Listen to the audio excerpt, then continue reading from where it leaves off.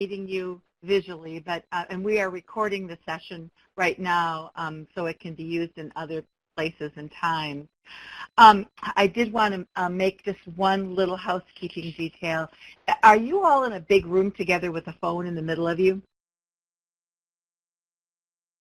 Yes, we've got a phone with multiple speakers, and we were going to put you on mute. All I wanted to make sure was that you didn't put us on hold.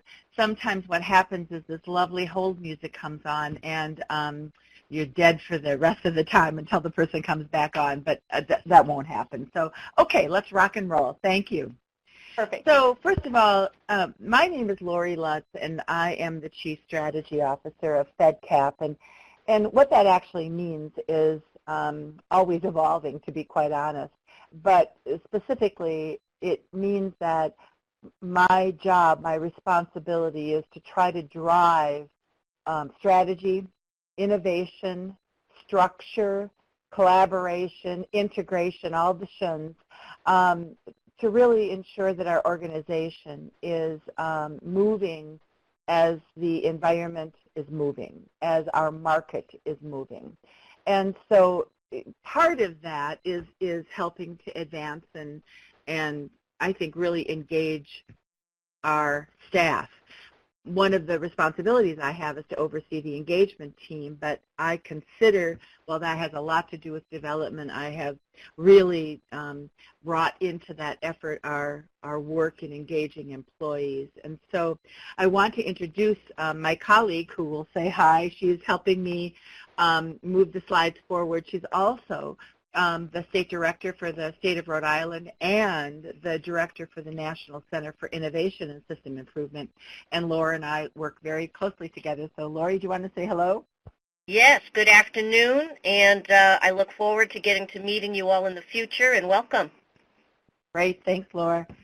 So, Laura, if you would move the slide forward, I just wanted to talk just a little bit about this thing that we call our family of agencies. And there's a lot of logos on this slide. So I'm going to do something different than what I have done in the past, which is to just spend a minute and a half on each of these organizations. So you see the organization called Reserve up in the left-hand corner. Reserve became a part of FedCap in 2013.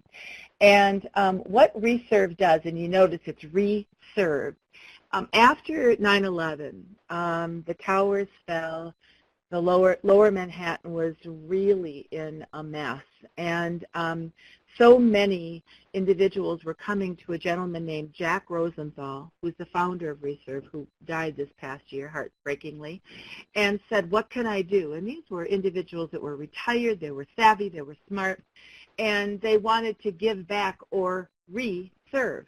And so this organization was established to try to tap into the talents and skills of individuals who are 50, 55 plus and aren't working anymore, don't want to work full time, don't want to volunteer, but want to get paid, not a lot, but whatever minimum wage or prevailing wage is, to do some very important work that if the organization wanted to pay for it in market wages, they'd probably pay, let's say for an example, a reservist in Texas would probably make about $10 or $11 an hour for the kind of work that we're talking about. I'm talking about really complicated IT work or maybe strategy work or accounting. The wages may be anywhere between $40,000 and $60,000. That's just one example. So we have about 600 reservists placed all over the country. Since we started Reserve in 2005, we've had over 4,800 reservists placed. It's pretty amazing. And then you kind of go down a little bit, you see this organization called Community Work Services. Community Work Services is a Boston-based workforce entity, a lot like FedCap and was in its origins, and a lot like MVLE. We combined with them in 2012, and they predominantly serve Massachusetts. And then you go to your right and down, and you see the organization MVLE. I asked what they stand for, what it stood for, and April, the CEO, and Keenan, the COO, said, we have no idea.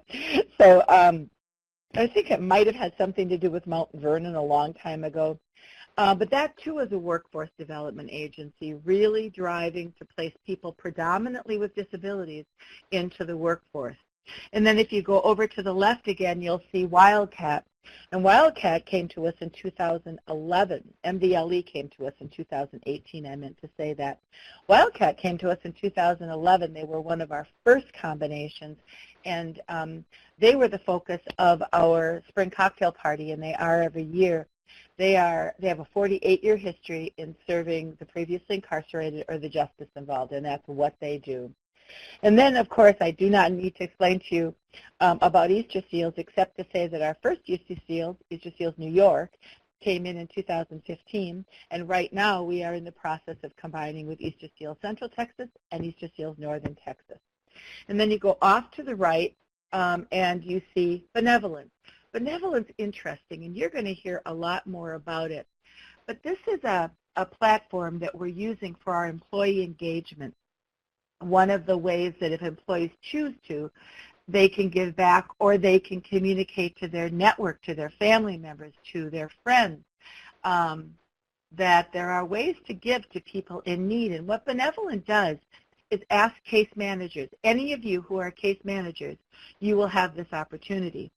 We'll ask you as case managers, if you have a client, an individual that you're serving that has a very specific need. So let's say you're serving a family and they just moved into an apartment and they need just simply a couch or a dining room table. Or you're serving a young person who finally got accepted into college and he just needs a laptop for $500. Or you're serving someone who might need something that isn't funded by Medicaid, and I can't think of what that could be, but you could. You as a case manager are called the validator, and we put that need up with a description of it on the Benevolent site, and then anybody who wants to that's part of the Benevolent network can contribute $5, $10, $15. It doesn't make any difference. And then when the amount is reached and everyone celebrates, then that closes down and the individual gets their money. That's a very cool process, we think, for really engaging people in the importance of our work. Then if you go all over to the left again, you see Dixon Center. Now, some of you are probably very familiar with Dixon Center, but that really is an engine for serving veterans. And as some of you may be aware, we did our last solution series, which I'll talk about, on the concept of women in transition and how challenging their life can be. Dixon Center helped us find our panelists and serves, certainly in the range of hundreds of thousands of veterans every single year. It's a powerful engine and a powerful organization. Then we have something called the Way to Work, and this is really focused on, this is the driver behind our young individuals who are, trying to graduate from high school and get a job, and it's all about work readiness. And in fact, I think it's exciting to note that at our graduation from our career design school, which is being held on June 27th, the honoree for the Instructor of the Year actually came to us from the Way to Work. And then we have Single Stop. And if you're not familiar with that, you will be, because it's our hope that you embed this in your practice, because Single Stop is a technological platform that helps individuals, no matter where they live in the country and hopefully at some point internationally, tap into the benefits that they're entitled to because of maybe being impoverished or having health care needs. And so it is a technological screening tool and then an application process that allows people to access benefits. And I know that we recently won a very large award that allows, our goal would be to help 250,000 people in New York City somehow apply for and obtain supplemental nutrition assistance benefits, or SNAP, or what used to be called WeCare. Now, I think I forgot to tell you the Benevolent came to us in 2017. Dixon Center came to us in 2017. The Way to Work came to us in 2012. Single Stop 2017. And then the last one over in the corner is Granite Pathways. Granite Pathways came to us in 2016, and that really is the hub of some of our really exciting work in the area of opioid addiction, in the area of recovery, in the area of mental health. We do a tremendous amount of work, and while it's located in New Hampshire, the work is spreading across the country. So I'm going to stop right there and ask if anybody has any questions about any of our family before I move on. Lori, this is Jennifer. Everyone seems engaged, but we have no questions. Okay, great. Thank you. Thanks. Laura, let's flip the slide. Let's go a couple of slides. Keep going. Okay, so the next real issue that I want to get into is this concept of what are the drivers behind FedCap specifically, and hopefully our all-encompassing family of agencies. You know, Milt Cohen was our first executive director, and you know, he helped drive the entire Ability One. For some of you, that's really the driver that says when you are government, federal government, state government, city government, when you're putting out contracts, you know, 15% of those contracts actually should be set aside so that people with disabilities might be able to apply for them, or companies that serve people with disabilities. And so they've been called set-aside contracts or Ability One. And Milt Cohen was a huge driver to get that legislation established. He also was certainly an active verbal in front of the camera, in front of the Hill, and behind the scenes force the American with Disabilities Act. And when people asked him, and he's been quoted a lot in this, you know, what's FedCap about? And think about this. I mean, FedCap was established in 1935, as I'm sure you might have heard Chris say, by three, you know, vets that came back and couldn't get work from World War I. So it's an old organization. But how amazing that the driver is still equity. Equity to access, equity to opportunity, equity to the kind of life that any of us would want to live. So it's not okay that if you have any form of a disability, physical, cognitive, developmental, that you don't have access to everything else that your neighbors have. Or if you've had involvement in the justice system and you want to turn your life around, but every time you try, you know, the door is shut, somebody's got to knock on that door. Somebody's got to pound hard and say, open it, and that's what really FedCap and our family of agencies is about. Or if you're a young person transitioning from foster care, you know, you got into the system through no fault of your own. And then you're in the system, and by the very act of being in the system, your outcomes are profoundly worse than your peers. And I happen to have been a child welfare commissioner in 2 states, so this is something I sort of know a lot about, and was a foster parent. And if the very act of being inside of the child welfare system means that my expectation for going to college, even if I want to go, 10% get in and less than 3% graduate. 75% of young girls who are raised in the child welfare system have at least 3 children by the age of 25. The number of kids that end up homeless and jobless is appalling, and we're talking in the 70 percentile by the age of 25. I find that immoral, and so if we're a force for equity, we're going to try to change that.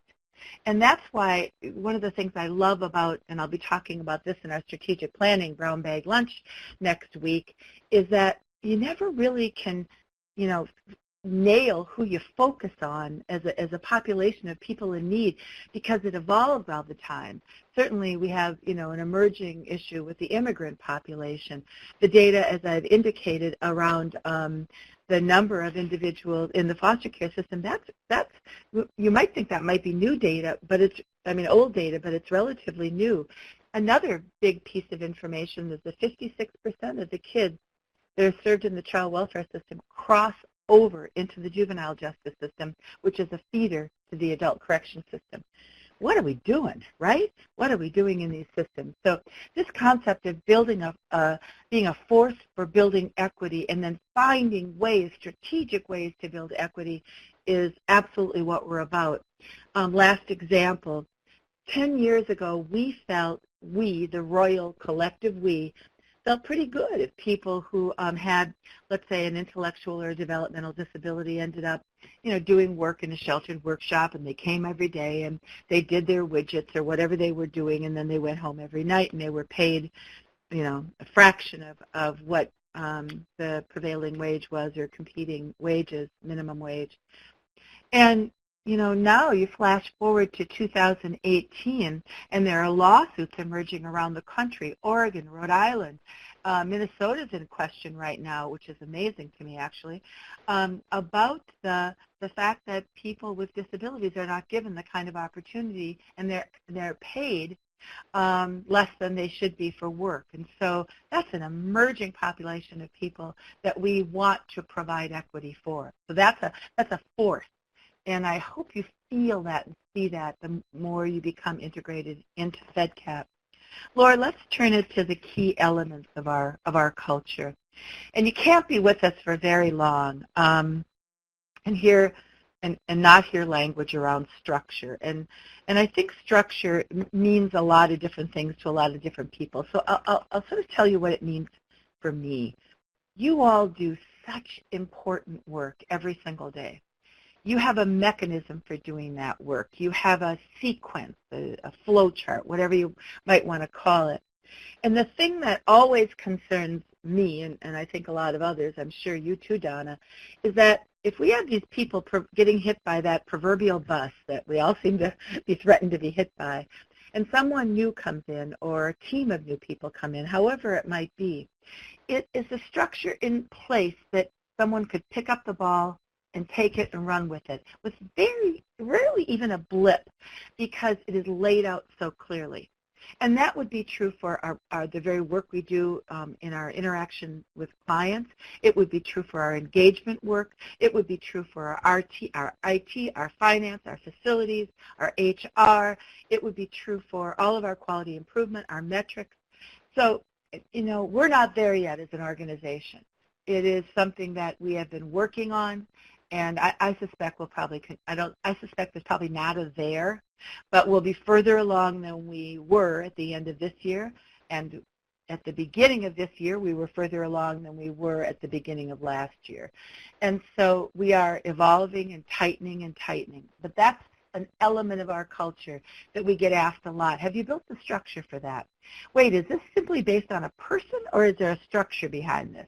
Is that person dependent, or is that structurally dependent? You'll get asked a lot, and I think it's a really interesting question. We work to create relevant, sustainable impact, and it's an interesting question to ask ourselves: how much of the information that we have is obsolete? How much of the information about our profession, about technology, about the nonprofit environment, about foundations, about government funding? It's an interesting question to ask about our own field. Are we students of our field? And so everything that we talk about as it relates to practice has to do with it being relevant. It is relevant today. It is going to make a difference, a profound difference today. It is sustainable. The kind of impact that we make in people's lives and the kind of impact that we make in communities has a lifespan beyond us, and that it's making the kind of change in a person's life that you can measure. Relevant, sustainable impact. And those words are on a lot of our documents, and they're a part of a lot of our conversation. We're all responsible for innovation. I loved this when I came into the organization. Granted, I get to do a lot of innovation, but when you think about the term innovation, what do you mean? And I'll just give you a little bit of my thoughts about it. There is in my mind an amazing body of work in almost any field that exists today, and there's just an amazing body of work. That said, there are areas within every one of our fields, whether it be serving children with disabilities, whether it be serving adults with disabilities, whether it be serving the previously incarcerated, veterans, whether it be serving children with some form of a disability transitioning from high school to whatever their next stage in life will be. Whether it's serving children who just are simply impoverished, whether it is serving older individuals who just really want to go back into the workforce. It doesn't make much difference whether it's serving people with mental illness or substance use disorders. There's a great amount of work being done. But in every one of those systems, it doesn't take much to figure out that there's slices of pieces missing. And it's probably where people fall through gaps. And so when we think about innovation, it's not reinventing any wheel. It's not going and doing something that somebody else does. It's looking for these precise gaps that we can fill creatively, that we can fill with a kind of a new approach that no one has really thought of before. And I'll give an example of something that we did in our child welfare platform, and there's one of many, but I'll just give this one.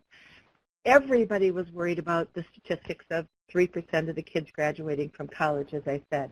So few kids getting into college, even though 70 to 75% of kids in care say they want to go. And we looked at all of it, and there's tons of work readiness or college readiness activities for kids, and there's lots of, community providers that try to do something like Posse, just lots of different initiatives. But you know what was missing? Nobody said, well, wait a minute, foster parents spend the majority of the time with kids. Is anybody doing any work with foster parents to help them create a college-going culture in their homes? Now, for those of you who are on the call, some of you are parents.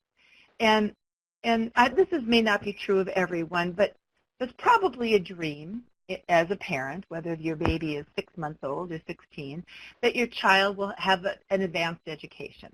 It might be college. Probably you're hoping it might be college, but it might also be some high-level professional degree. Trades such as welding, such as plumbing. These folks make a lot of money. And they tend to have a real ability to sustain their career and grow in their career. And we thought, well, are foster parents actually instilling that same kind of aspirational messaging and thinking to kids in their care that every one of us do with our own children? You can be anything you want to be. You know what? You want to go there, I'll support you. All the messages that we give our children. And so we did focus groups with 600 foster parents. It was between that two, and we learned they didn't even think about it as their job. They didn't even imagine that inspiring kids in their care to go to college was something that they were to do. And so we created something called Prep Now, an innovative web-based platform. It is so cool that helps young people live in environments where the foster parents are talking about college. We teach them how to do dinner time conversations that actually promote going to college. And the list is long, but that's an example of a precise innovation, not replicating something else that's going on, but filling a missing piece of the puzzle. Risk management is another big conversation at FedCap, and it is not a risk management team. There's not a risk management headquarters. There's not a risk management department, because it's everybody's job. Every single one of us are responsible for this thing called managing the risk to our organization. Reputational risk, legal risk, community risk. And so Chris has done, I think in the past several years, 4 webinars on the whole concept of risk management. And then you'll also hear a lot about growth, because you've heard Chris say, I'm sure, if you're not growing, you're shrinking. Well, what does she mean by that? And what do we all mean by that when we say it? We mean that it costs more every single year to pay for space. It means more every single year to insure. It means more every single year in terms of our benefits. Salaries increase every single year. If you have a static amount of sort of contracts, and you don't have any additional expansion, then you can imagine that you're shrinking because the cost is still going up. And that's one thing. And the other thing is if you believe that what you've got is something worthwhile, And I think we really believe that. We really believe that the way we approach workforce development for the TANF population puts people to work in jobs with career ladders that are sustainable. We really believe that we've got a burgeoning body of work that says we know how to engage business in placing the previously incarcerated. We believe we understand how to help people with intellectual and developmental disabilities go to work and stay at work and evolve, and on and on. If you believe that about yourself, and you got the data to show it, then maybe you have an obligation, morally, to actually expand your impact. And quite frankly, we don't care if we do it, we meaning FedCap.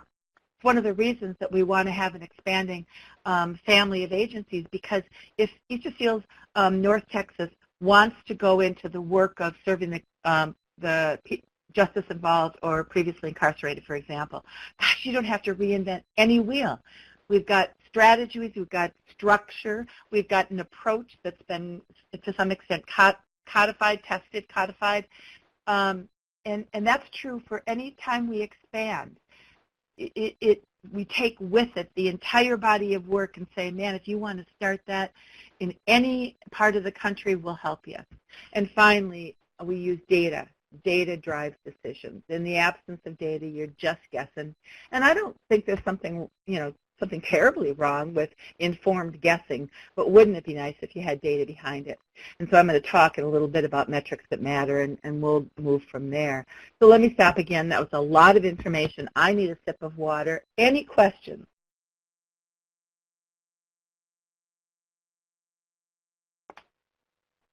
Lori, no questions still on our end. Thank you. Okay. Is it boring? Is that why there's no questions? People are shaking their head no. No, it's not boring at all, and especially that last one about data-driven decisions. You're speaking their language over here. Right. Okay, thanks. Next slide, Laura. I wanted to, I want to stay on the slide for just a second because I love it. For over 80 years, we've maintained the inquisitiveness of childhood, the idealism of adolescence, and the rigor of adulthood, and the wisdom of old age. I just think that probably in any sentence characterizes who we are.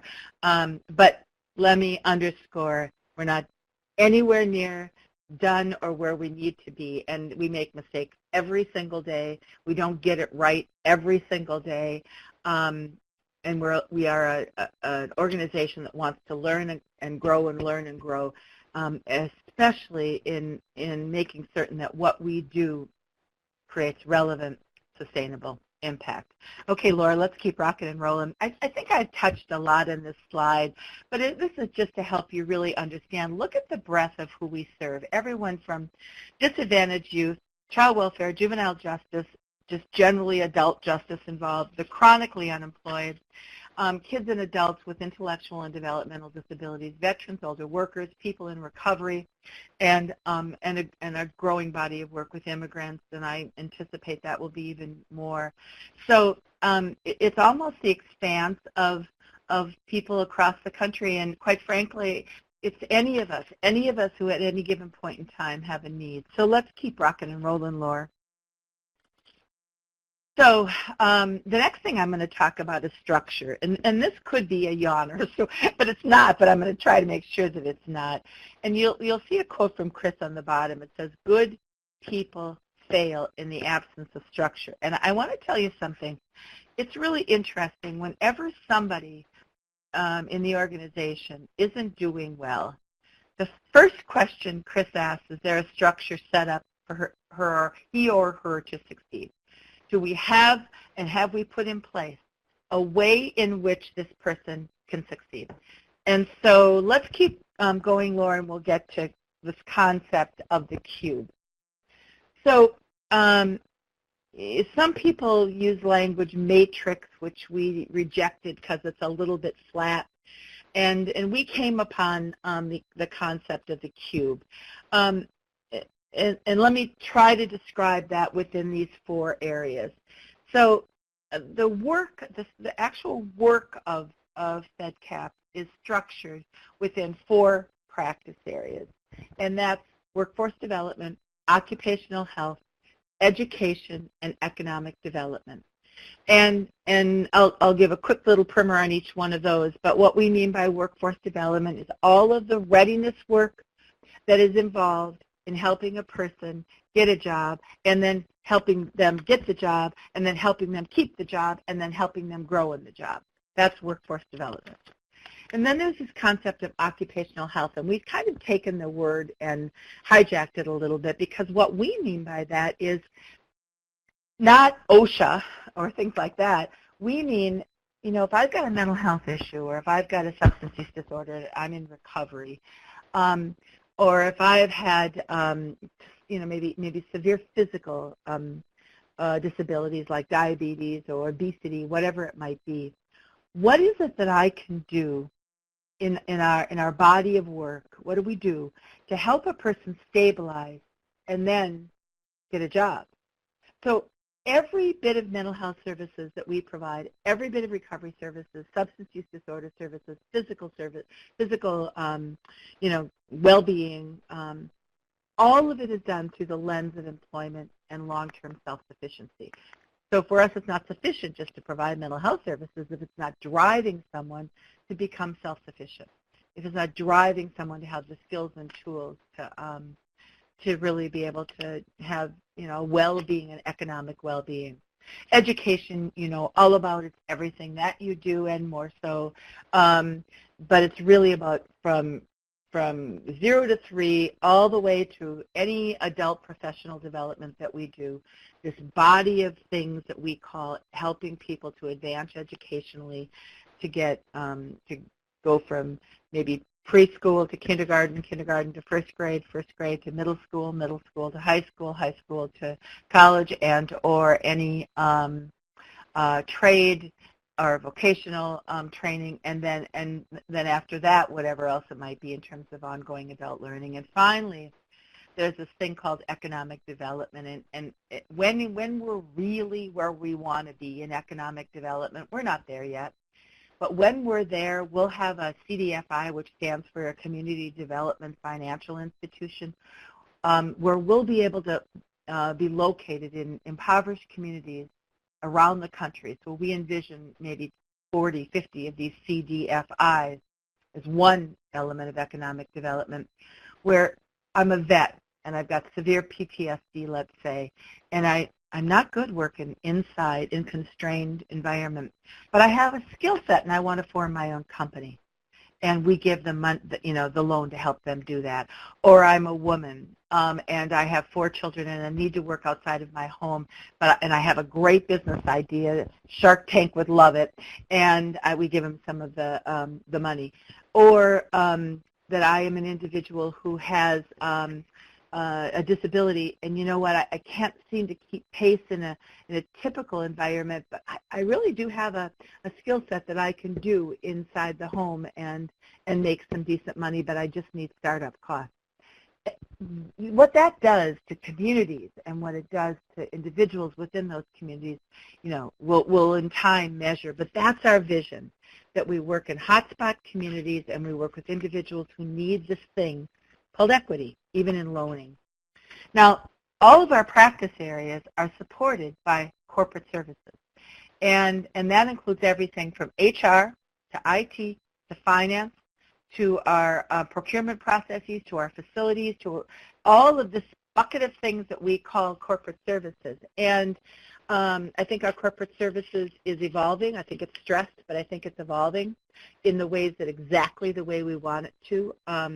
I think we're tightening, but we have more tightening to do in terms of the kind of, let's take an example, the way that we integrate IT. I think we've got a great system, and I think Rich, as our director of IT, is very focused on being sure that we are all a part of, one integrated network, from email to being able to access the internet to being able to access the drives, really being a part of a secure server environment, the cloud environment. And I think, we get better and better and tighter at that. We now have Oracle, well, not now, we've had it for about 4 years now, and we are advancing it. We did this last summer to Fusion. We have Razor's Edge. we have ADP, we have this technological infrastructure that everyone gets exposed to. And then within a diverse set of companies. So the practice areas run through companies.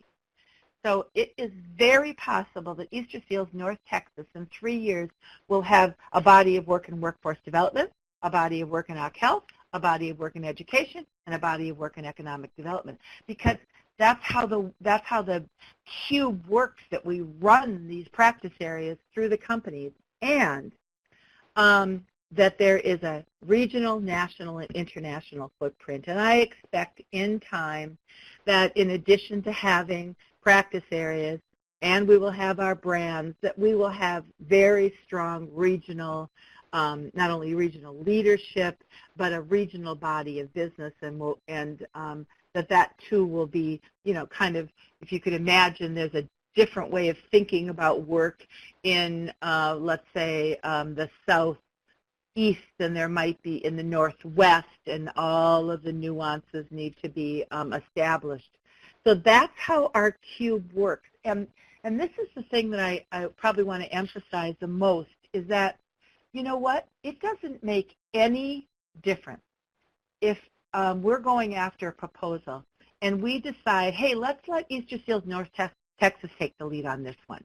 Let's not let it be another entity. Let's let it be Easter Seals North Texas. Even if it's a, let's say, occupational health proposal, whether or not you think that you have the expertise in that or not, let's drive it through them, because you know what, they've got a good presence, they've got a great reputation, and we can bring to bear all of the expertise that lies in the practice area, all the expertise that lies with the leader and the staff. So you'll never, and this is something that we made a decision about early on. When my next door neighbor is an individual that works for Shire, which is a pharmaceutical company, and they just got swallowed up by Hideki. Now, I'm predicting in 3 years you'll never hear the word Shire again. Maybe you never heard it before, but that's sometimes what happens, that when you become part of a big, large company, the brand disappears. We decided the opposite, and most especially with Easter Seals. You can't have a brand, have a company like Easter Seals, and now we have 3 Easter Seals, and not raise them up, not try in every shape that we know how to put them front and center and to grow that brand, that company profile. So you'll never see FedCap saying, oh, let's leave the FedCap. In fact, who cares? Because it just doesn't matter. What matters is that the work is done. First of all, that we win the bid, that the work is done. It's done within the company that is, can drive it the best, and then it's supported by the whole rest of the organization. Let me stop. Again, that's a lot of information. Questions? And it doesn't even have to be a question. It can be a thought. Like, Lori, what are you smoking? Are you kidding? That can't possibly work. I think that, okay, we do have one. Okay. From what you're saying, it sounds like you're planning for Easter Seals to expand almost beyond the educational and autism field. Is that correct? Well, it's interesting. Only if Easter Seals really wants to expand beyond the education and autism field. Do you ever find yourself saying, oh, man, I wish that's a population we really need to serve. I wish we could do that. Is that something that really ever drives you? Do you think you could be, more, you think you have the knowledge and the interest in serving an expanded set of individuals in need? Yeah.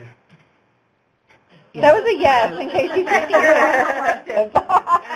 I couldn't imagine, who we are. We are in this field to try to make a difference. And so my first question is always, well, what do you want to do? And if the answer is a resounding yes, like it was, then okay, let's start.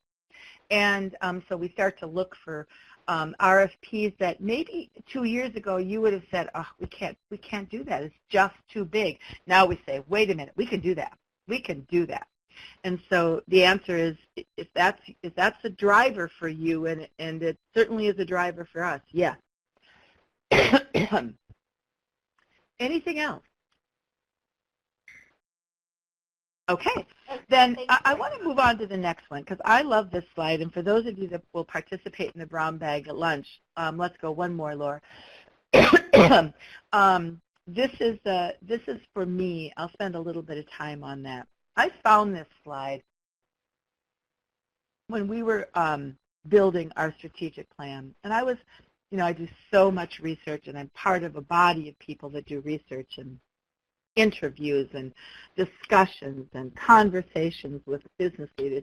It's a comprehensive process, and I was looking for something that described why it's so important to keep your eye on what's next, or you'll be in a situation where it passed you by. And so I found this, and I just sat back and I went, oh my gosh, this is it. What's the next thing? And the next thing, and the next thing. And if you don't want to end up, really just out of time, you continue to think, where is the field going and how can I get there first? Now, I'll give you an example of something that is, it's not easy. So the Medicaid expansion and the managed care endeavors that have gone on recently have meant that the population who were historically carved out of managed care and served under Medicaid are being brought into managed care. And the managed care companies have no idea how to serve this population. And they have traditionally been, I know you'll probably know this term, carved out. So now they're being brought in. And about 2 years ago, we brought in a woman named Robin Fisk, who is now our Senior VP for Occ Health, because she's an expert in managed care and in healthcare law and healthcare policy.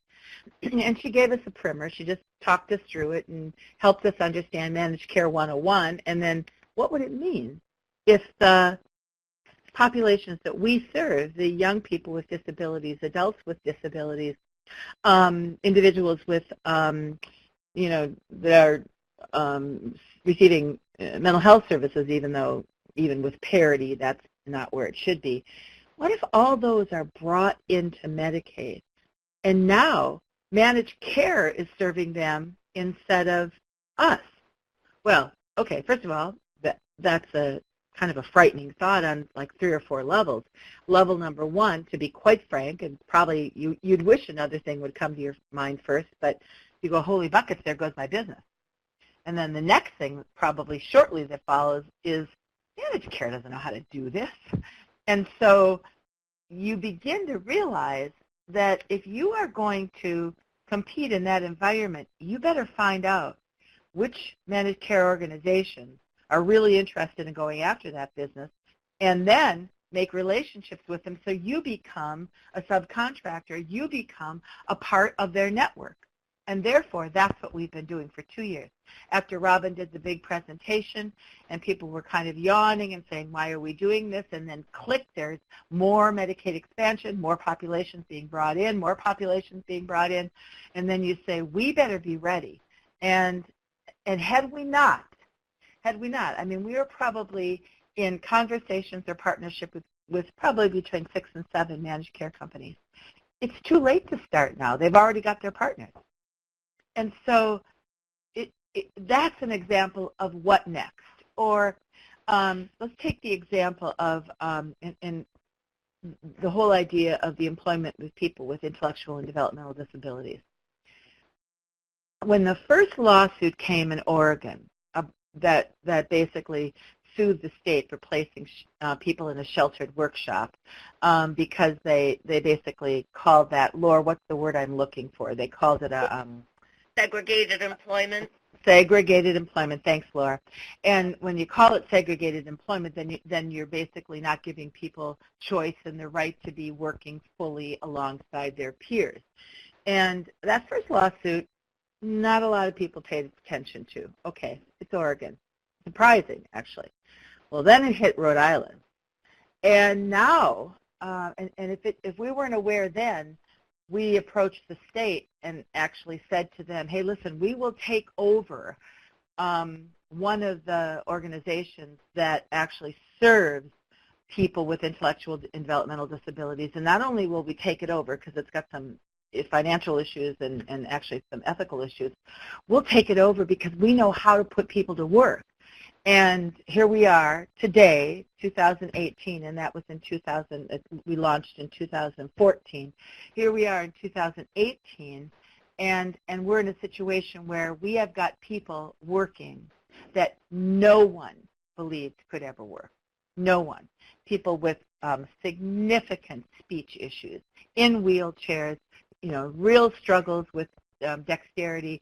They're working. And they're working because, not because we're magic, none of that. They're working because we know how to engage business. And why do we know how to engage business? We work with 6,700 businesses across the country. We know how to message it. We know how to prepare people. We know how to place people. We know how to support them. But now we get called on to do that in other parts of the country and want to help our family of agencies do that in other parts of the country. Had we not paid attention to that, we wouldn't have been able to position ourselves where we are. And I think you could all think of more areas. Got to keep your eye on what's the next thing. And that means that you're studying, you're a student of your profession, and you're talking to funders, and you're talking to policy wonks, and you're reading policy brochures to put you to sleep at night, and you're picking up on where the trends are in terms of our field. Any questions about that? That for me is the heart and soul of strategy. No questions. Okay, then Laura, let's go on to the CII. I'm going to just talk about this for a moment. I happen to be the head of the Community Impact Institute, and it's just one of my favorite things in the whole world because this is in many ways the discovery arm, the research arm, the thinking arm, not that there's just one place for it, but this is where it comes together and it gets, kind of exploded into the universe. And an example of that is our solution series. We do 2 solution series a year. Each one of them are focused on an emerging issue that business cares about. So we have done solution series on things like hiring the previously incarcerated. We've done solution series on leveraging the skills of older workers. We've done it on the cost benefit of increasing minimum wage. We've done it on the transition of youth from care to education. We've done it on the integration of workforce and economic development, and the list is long. This year will be our 16th. They're held on the 35th floor of the Mutual of America building in New York City, and they are streamed throughout the country and actually throughout the world. And they are one place where we test ideas. We explore and try to drill down on a new idea, a new way of thinking. In fact, we're contemplating the next one actually being on, is it a good idea for Medicaid to actually carve the vulnerable populations into managed care? I think that might be an interesting one. Some people won't love it, but others will really love it. And so that's one thing we do. In addition to that, we do white papers, we put out briefing books, and if anybody's interested in the briefing books, I have all of them. And we percolate ideas. Like involved in the Community Impact Institute right now is one project called the Rikers Women Project. And it's housed within the CII, Community Impact Institute, because it's not yet a full-fledged program. We're still testing a lot of ideas, and the whole idea is this. If we go inside of Rikers and we identify women that are there for one reason, because they couldn't afford bail, one reason, and then we fight and advocate for them, fight with the DA, fight in concert with the DA, talk to their attorneys, talk to the judges, can we find a way to get them out, basically mitigating their bail responsibility and involve them in work readiness, education, help them find housing, help them get their kids out of the child welfare system. Can we make that work? Now, right now we've only served 25 women, but we've made it work. And for 25 women that were only in Rikers because they couldn't afford bail, and they would never have been incarcerated had they been wealthy or even middle class, even lower middle class, but they couldn't come up with $500. And we're making a difference in those women's lives, and those women are becoming employed, and they've got housing. Now, when that gets to be something that we've tested enough that we think we've got a pretty good handle on how to do it, and we've got funding, then it moves out of the Community Impact Institute. It's no longer an idea that's percolating, and it'll probably end up in our workforce development program, practice area. It might end up in OC Health because 88% of the women that come out have a mental health or substance use issue, but most likely it'll end up in workforce development. And that's what the CII does. It just tests ideas and tries to build capacity within the system. So, Laura, let's move on from that and let's go to how we plan. I love this statement by Drucker. The greatest danger in times of turbulence is not the turbulence itself. It's to act with yesterday's logic. And remember the visual about what's next, what's next, what's next. We have got to be smarter than the current reality. We've got to be 5 steps ahead if we're going to really evolve as an organization, and that's the way that we plan. So, Laura, let's keep rocking and rolling. In our current strategic plan and the one that we're starting to build for 2025, the thing that was most remarkable about this plan is that we have a broad set of goals that were, even our board members thought we were pretty crazy. And I'll give you an example. We said that we didn't just want to change the employment of people with disabilities that we served. We said we wanted to change the numbers of people that with intellectual and developmental disabilities who were employed across the country because we wanted to change the system. We set these bold goals about numbers of people that we wanted to impact and how we wanted to impact them.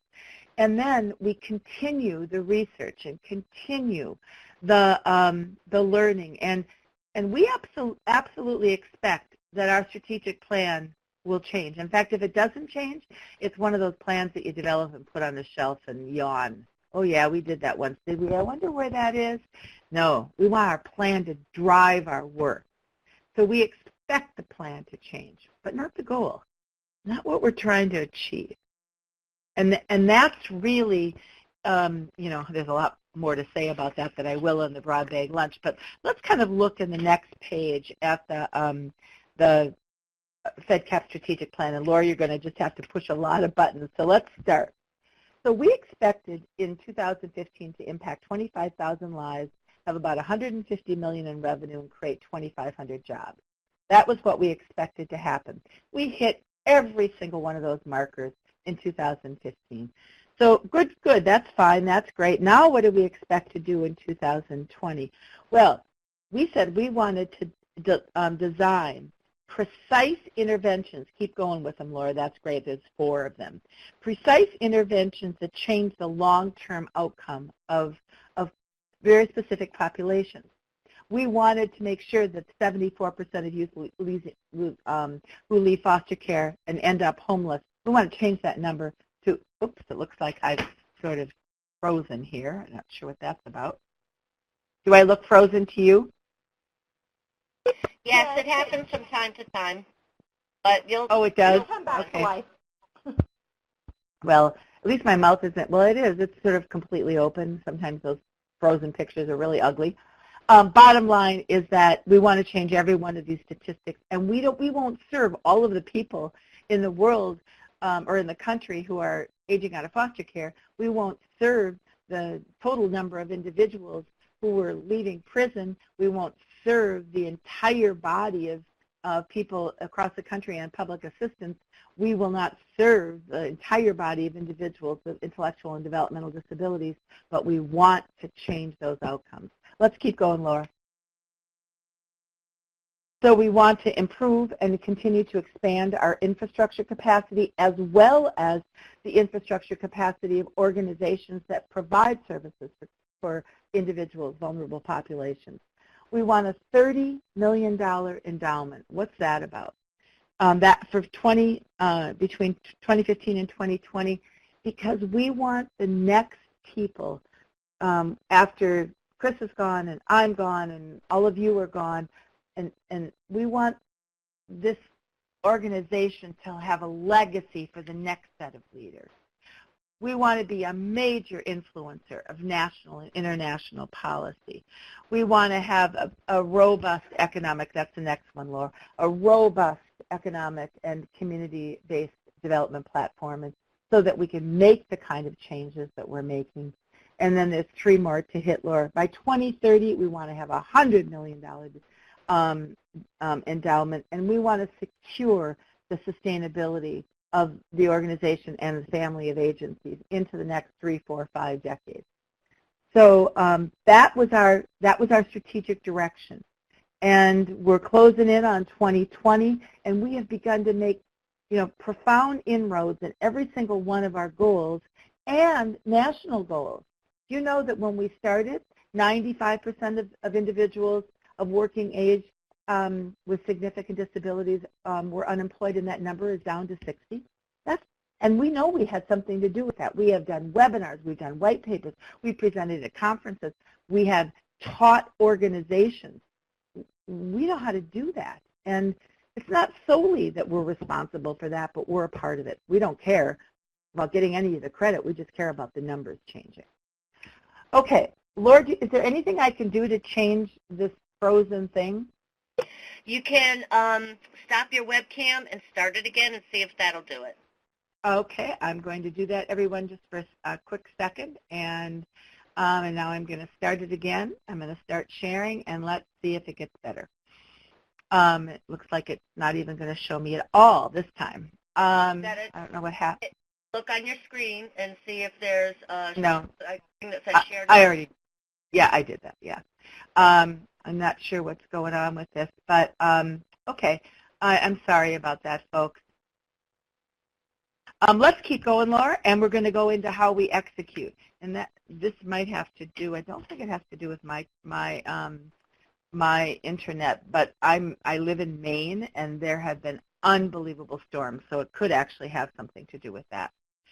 So we move into how we execute, and I know we only have about 5 minutes left, so I'm going to go through this kind of rapidly. This statement by Amanda Palmer, and I read a lot about her because I think she's very good. Execution is the ability to mesh strategy with reality, align people and resources with goals to achieve the promised results. I love that idea of meshing strategy and reality and aligning people and resources all targeted toward a set of goals. So let's keep going, Laura. And I think, the most important thing to say there is the only reason execution works is if you're leveraging it in this large organization, the way that we're approaching it, is if, in fact, you, first of all, leverage the expertise of the 4 practice areas. You don't think you can do it yourself, and you try to leverage all the experience, all the data, all the knowledge, and then you look to the talents of the regional leaders. You look to the people who have should have the best knowledge possible about what's happening in the region, from government funders to state funders to city funders to county funders. And then you go to the skills of the brand leaders, the Donnas, the Aprils, the Todds, the Dons, the maybe even me for Reserve. You go to the organization brand leaders who have their finger on the pulse of what's happening within their sphere of influence.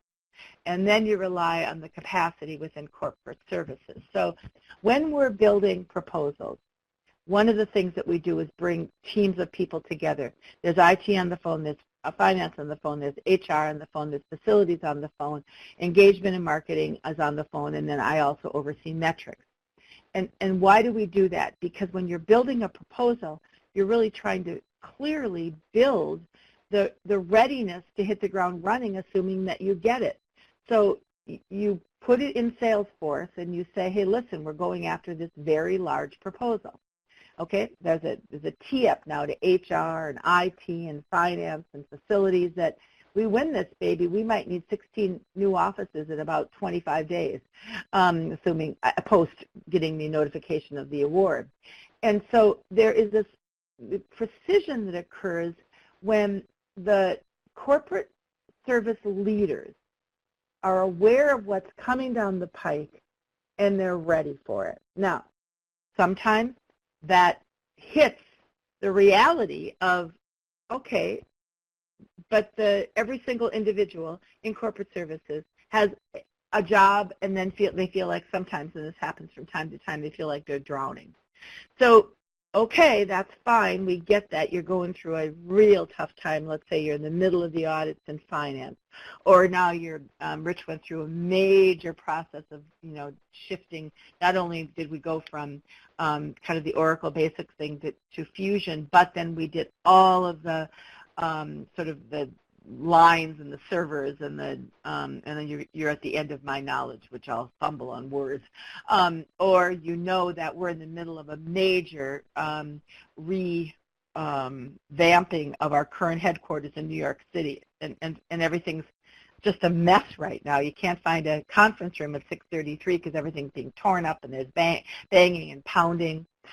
Or you may say, hey, we need a lot of work done right now. Well, yes, says engagement, we want to help you. We're also in the middle of 2 galas and 4 other events, and you see what I'm saying.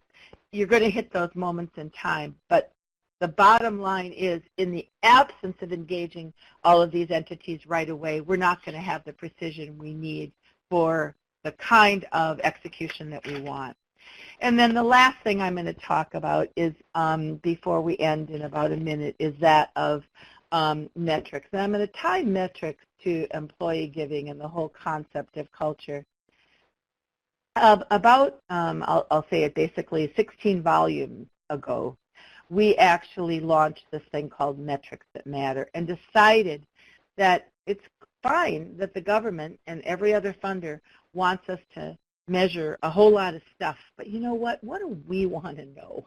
What matters to us? And so I just published, by that I mean I put it up on the internet, volume 16. So that means that we've got 16 quarters of data that we want to measure. And if you looked at volume 1 and you look at volume 16, you can't believe the difference. It's got, all different kinds of practice area data. It's got brand data. It's got how many people that we serve. It's got what's the impact, what are their salaries. It's got information about how many people have a network of support, how many people have a savings account, because we know of the correlation between savings accounts for college and going to college and graduating. It's got tons of HR data about our own makeup. It's got our corporate health data. It's got a lot of information. So you go on the intranet and you go under Metrics That Matter and you click it open, and every single person in the agency has access to it. We measure, one of the things that we measure about that and care about is the way in which our employees are engaged. And not only do we count what our how much we're raising from employee giving, but how many people are on our brown bag lunches? How many, do you know what's happening inside of our leadership academy? Are you aware of what's happening inside of our new thing that we're launching called a Fed Talk, F-E-D instead of a TED Talk? So there's a lot of things that we're measuring that try to tell the story of where we are as an organization. And we get drilled down deeper and get better every single time. And on slide 22, Laura, let's just pop through a couple to get to that slide. And you can pop more, just keep clicking it more on Leadership Academy. Every day we're looking to expand the ways in which we try to engage the people that we really care about, our employees. the people that we care that get served by the very act of honoring their work and their employment with us. And so I will talk more, and we're going to have a brown bag lunch on the Leadership Academy. We're going to have a brown bag lunch on strategic planning. We're going to have a brown bag lunch on Fed Talks and have a couple of people actually do Fed Talks before you. So I'm going to stop now. I know it's 3:02 or 3:03, but I do want to make sure it was this helpful, even if you couldn't see me for the last 20 minutes. If you have questions, should we do it again? I'm open. just give me a little bit of information about how this mattered or to you and what else you need. Everyone was shaking their head when you asked if it was helpful, so I think that this is definitely getting people kind of immersed a little bit into what FedCap is, the culture, and all of that. Does anyone have any specific questions or comments that they want to add? We have access to this stuff. Yeah. Lori, did you hear that? When would some of the staff have access to this last slide about the brown bag lunches and some of that stuff? So the brown bag lunch, so you will be, if you haven't, and sometimes we paste this, but I can email. I'm going to tell you right now that next Tuesday, if you've not received notification about the brown bag lunch, and I kind of would have thought you had, but sometimes we wait until after the formal integration, and that may have been what happened. Next Tuesday, and I'm going to have Stephen send out a notice about this, we have a brown bag lunch, and that brown bag lunch is at 3 o'clock Eastern Daylight Time, and it's about our approach to strategic planning. That's one, and there is a series of them that come out, and we send announcements to every single staff member in the agency, and we post it on the intranet. So you'll absolutely have that rapidly. Then the Leadership Academy in late October, early November, you will receive an invitation to apply. You meaning every one of the people that fall into a manager category, you'll receive an invitation to apply for the Leadership Academy.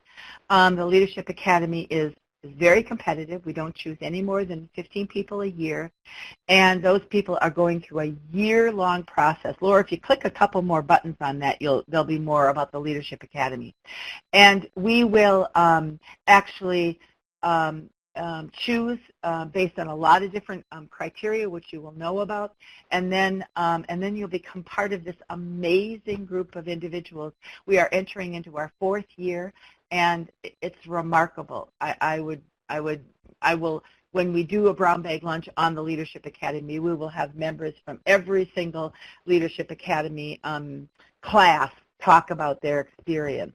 And then the Fed Talks, they're kind of, I think they're really kind of fun. We are having some of the individuals within the organization start to, at the senior leader level, start to actually do a Fed Talk. And then, as I indicated, there will be, towards the beginning of August, an invitation going out to all of the staff who want to participate in the Fed Talk. And you'll be applying for it, and then you will identify the topic that you want to do and why you want to do it, and how you want to approach it. And then if you're selected for the first round, we have a whole team of people that will be supporting you, and then we'll find a variety of different venues for you to give the Fed Talk. All of that is just about saying you matter. You matter, and we want to give you some innovative and creative ways. If you could give me one more moment, there's another thing that is not on here. We launched it now formally about 6 or 7 weeks ago, and it's called the Innovation Garage. And this is where we take a topic and we ask people, would you like to help us with this topic? And this year we asked 9 individuals from around the organization if they would be willing to, and some of them came from, one came from Google, one came from Amazon, another one came from a big Fortune 500 company. And we said, you joined us in the past year. Would you be willing to research the best state-of-the-art onboarding processes that exist in the country, and then do that together, put it in a presentation, and give that presentation to the exec team. And they're giving the presentation on Monday, the 25th, to Karen and to myself and to Chris, which constitute the exec team. And then based on their findings, they may give that presentation again and again and again. But the biggest issue is now let's take that learning and grow with it. Now, we think the next thing we might do around the Innovation Garage, we thought about performance evaluation, although some people could think that could be really boring. Another thing could be just how does one actually utilize technology in a virtual environment to create team? What are the best practices out there? So everything we do around this thing called Learning Forward and this thing called staff engagement, we're trying to just, do state-of-the-art, cutting-edge stuff to make sure every staff member knows that they matter. And I'll stop there. Does that answer the question? Yes, thank you, Lori. More than enough, huh? Okay. No, it was great. Okay. If there's no more questions, I think we're done for the day. And Donna, this is, unless you have, and I invite you to please give me any feedback, this is the presentation I'll be doing next Wednesday to another team of people from Easter Seals, North Texas. And if I need to modify or tweak anything, I will. Oh, it sounds great, Lori. We look forward to that, too. Okay. Thanks, everybody. Have a great weekend. TGIF. Thanks, Lori. Thank you. Bye-bye. Thanks, everybody. Take care. Bye-bye.